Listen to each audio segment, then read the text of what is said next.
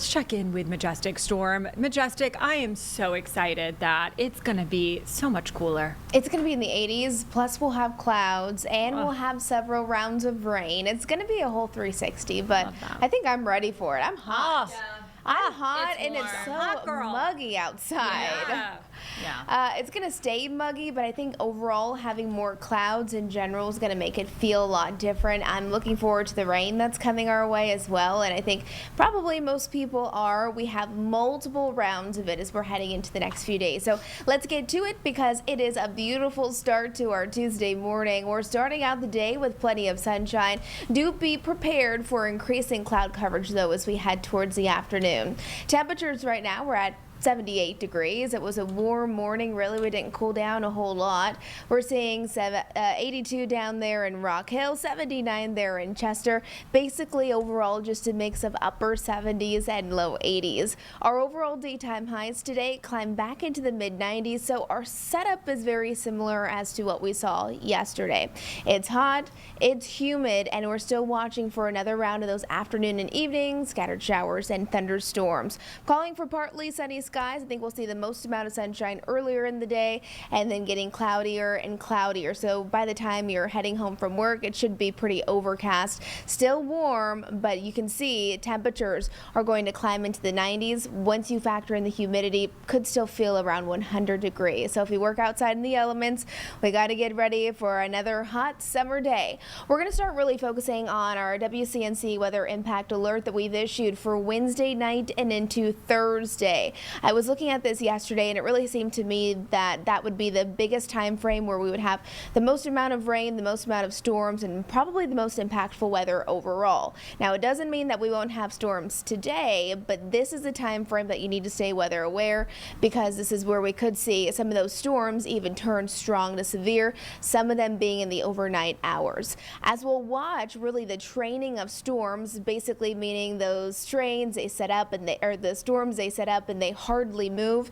It's going to bring a risk of flooding, even flash flooding during this duration of time. Within some of those thunderstorms, be prepared for heavy downpours, localized flooding, also strong damaging winds. So before you go to bed Wednesday night, if you have things that might blow away or get damaged, make sure everything's kind of tucked away and secure, because if there's one thing about the Carolinas that I've learned is that it doesn't take that strong of a wind to make some damage with down trees, down power lines. I mean, we've seen this with 30-mile-per-hour wind gusts, and especially because all the trees are really weak because of the drought right now. Some of those winds that move in Wednesday and into Thursday could be up to over 60 miles an hour. That's within a thunderstorm, though. Not everyone is going to see that. So make sure on Thursday morning, if you have any place to be, that you allow for a little extra drive time, because likely those area roadways are going to be soaking wet, and depending on what time you leave, you might still be caught up in that stormy weather. So this is what the Storm Prediction Center has for the setup today. I like this graphic because it clearly shows you where the severe weather threat is. Up to the north of us, that area shaded in red, that's where it's going to be the highest today. Once we get to the medium, that's that level shaded in orange, it starts to impact portions of our viewing area, especially along the I-40 corridor into the north of that. Now here in the Queen City, we have a low end risk for severe storms, and really what that means is that the ingredients could come together to create one or two isolated severe storms, kind of those afternoons where you start to notice the heat and humidity, which, remember, that's fuel for those storms, and then those storms start to form, and the National Weather Service may issue a severe thunderstorm warning. So if you get an alert to your phone today or tomorrow, that's what's going to be going on. The risk for Wednesday starts to increase just a bit. Notice the highest risk, though, indicated in orange, is really to the east of us. However, every single county that we cover will be under a severe weather threat.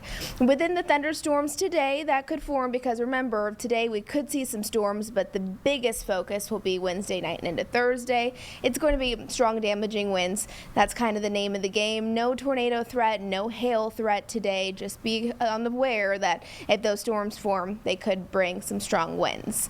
Satellite and radar for us this morning. You can see a few clouds starting to push into the northwest already, and that's going to be the gradual trend. Waking up to sunny skies, so if you want to get out in the sunshine, maybe you want to go for a walk this morning or work out in your garden, now's a good time to do it because you'll beat the heat, but you'll also beat the clouds from continuing to take over really all across the Carolinas. I wanted to zoom it out because, as you can see, we don't really have any widespread rain or anything like that right now.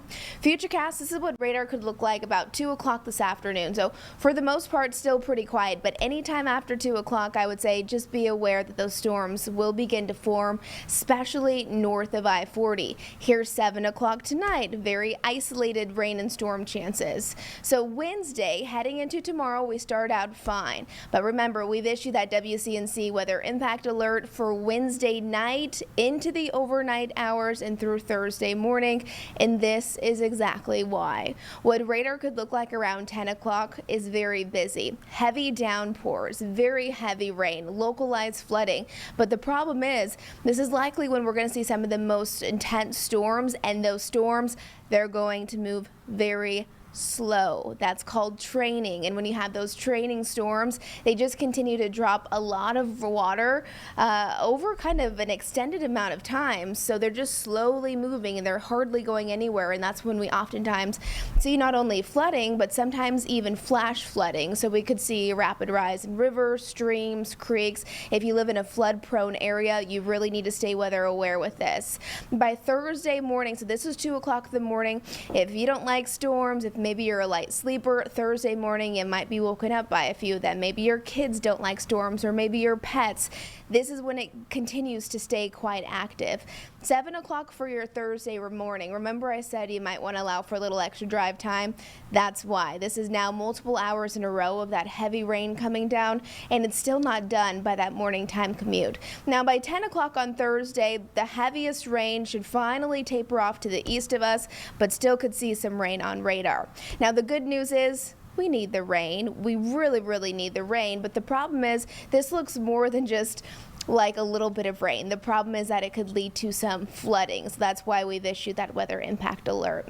For Wednesday, you can see our excessive rain impact. So whenever you have that yellow, that's just indicating a medium risk where we could see some flooding or flash flooding. And then by Thursday, still parts of our viewing area under that medium level risk as well. And that's why Wednesday night and into Thursday will be the biggest time frame. Now, I know many of you want to know, well, how much rain are we actually going to get? I'll tell you that our models are not all agreeing, and that's not a big surprise. But I mean, this is how much some of our models are picking up on. So bottom line, 1 to 3 inches of rain, that is very likely, probably on the higher end of that. Some of our models are indicating we could get even 3 to 5 inches of rain. That takes us all the way through Friday night. So this is multiple days in a row, but 5 inches of rain would be significant. And I know what your next question is. Well, would that help us to get out of the drought? No, not necessarily. Even if we got over 5 inches of rain, in 1 month here in Charlotte, we still need over 18 inches of rain to cure the drought. In Statesville, just around 18 inches, and you can see those 3-month totals as well. So could we get 5 inches of rain from today through Friday? Yes, over that time frame we could, but it's still not enough to cure the drought, but it would definitely help the drought. However, it's concerning because of that threat for flooding and flash flooding.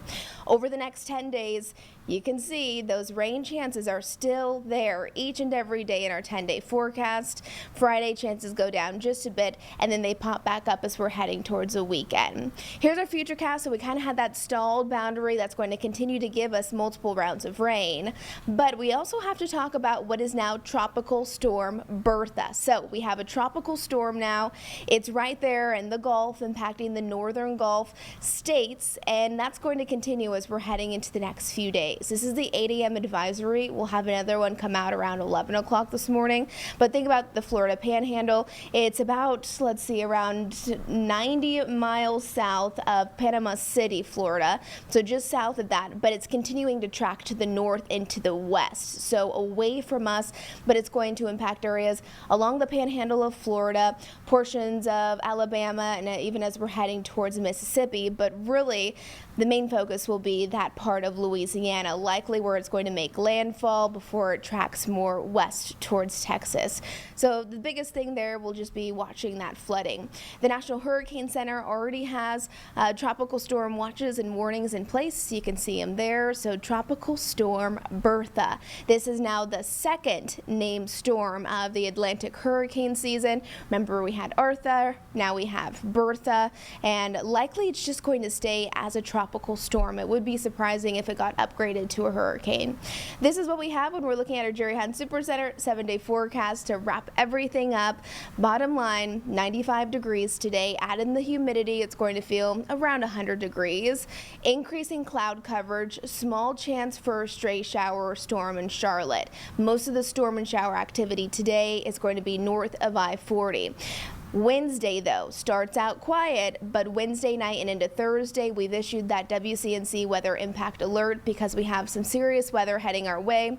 It is going to be rain and storms, so storms may become severe. The biggest risk with those storms will really be the possibility of flooding and flash flooding and then strong damaging winds. We need the rain. We'll be monitoring the storms. And remember, whenever we have a severe thunderstorm warning, you should get a notification to your phone, especially if you have the WCNC Charlotte app. But also, if radar starts getting too chaotic, our meteorologists can always cut into air, or we can come into the WCNC Impact Studio here just to kind of walk you through things.